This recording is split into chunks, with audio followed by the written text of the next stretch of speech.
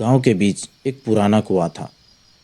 दिन में लोग उसका पानी पीते थे, लेकिन सूरज ढलते ही उसके आसपास से भी कोई नहीं गुजरता था। लोग कहते थे, कुआं खाली नहीं है, उसमें एक औरत की आत्मा का घर है। रात को उसकी आवाज़ आती है, और जिसने भी उस आवाज़ का जवाब दिया वो कभी वापस नहीं आया।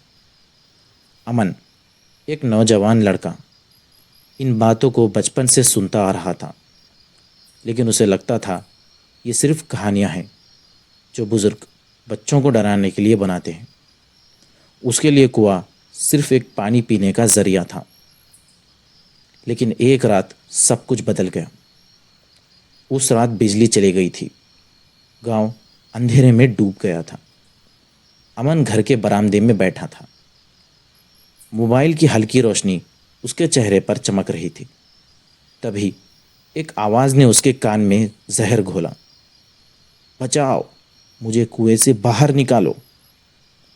अमन का दिल तेज धड़कने लगा। पहले उसने सोचा शायद उसका वहम है, लेकिन आवाज़ फिर आई, और इस बार ज़्यादा स्पष्ट। बचाओ, मुझे बाहर निकालो। अमन ने सोचा हो सकता है कोई सच में कुएं में गिर गया हो। उसने टॉर्च उठाई और हिचकिचाते हुए कुएं की तरफ चल दिया। कुएं के पास खड़ा होके उसने पानी में झांका। पहले अपना चेहरा दिखाई दिया, लेकिन कुछ पल बाद एक और चेहरा सामने उठा। एक औरत का चेहरा, बिना आंखों के, बस खोखले अंधेरे से भरा। अमन पीछे हट गया। उसका दिल जमीन तोड़कर निकलने वाला था, और तभी पानी से एक सफेद ठंडा हाथ बाहर निकला, जैसे उसे खींचने की कोशिश कर रहा हो। अमन चीखने ही वाला था कि तुरंत वापस मुड़कर भाग गया।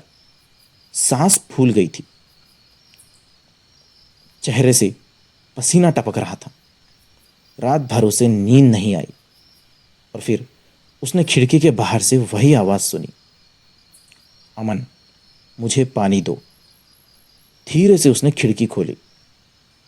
बाहर कोई नहीं था, बस गीले पैरों के निशान जो सीधे कुएं की तरफ जा रहे थे।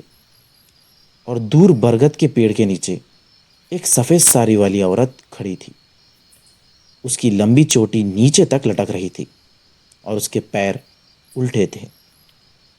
अमन ने खिड़की जोर से बंद कर दी, लेकिन उसकी रूह तक कांप गई थी। सुबह तक उसने किसी को नहीं बताया, लेकिन जब दिन निकला उसने हिम्मत करके दादी को सब कुछ बता दिया। दादी का रंग पीला पड़ गया।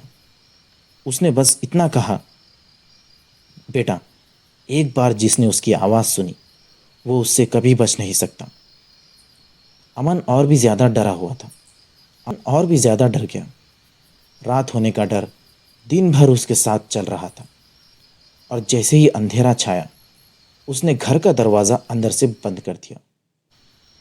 लेकिन कुछ ही देर बाद धड़ धड़ धड़ धड़ दरवाजे पर जोर की खटखटाहट हुई। अमन ने हिम्मत जुटाई, दरवाज़ा खोला। बाहर कोई नहीं था, बस मिट्टी पर गीले पैरों के निशान निशान जो धीरे धीरे कुएं की तरफ जा रहे थे। अमन ने दरवाज़ा बंद करना चाहा, लेकिन उसके पैर अपने आप हिलने लगे, जैसे कोई उसे खींच रहा हो। उसकी रूह चीख रही थी रुक जाने के लिए, पर उसका जिस्म चल पड़ा। हर कदम उसे कुएं के और करीब ले जा रहा था। सन्नाटा और भी गहरा था। चांद की रोशनी कुएं के पानी पर गिर रही थी। वही औरत सफ़ेद साड़ी में कुएं के पास खड़ी थी। उसका चेहरा अंधेरे में धीरे धीरे साफ होने लगा, और वो बिना आंखों का चेहरा फिर सामने था।